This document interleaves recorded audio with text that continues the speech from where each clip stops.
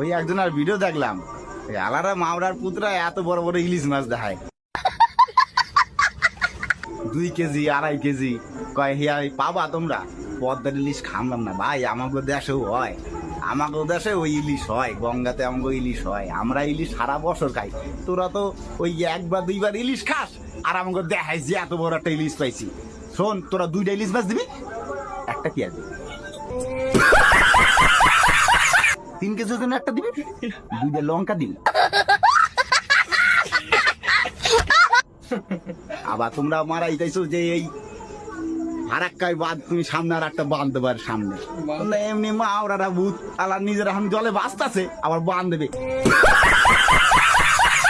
আগে যে বাঁচতাছ, যে এখন ডুবাই ডুবাই বাঁচতাছ তোরা, হেয়া দেখ যে তোরা কিভাবে বাঁচবি।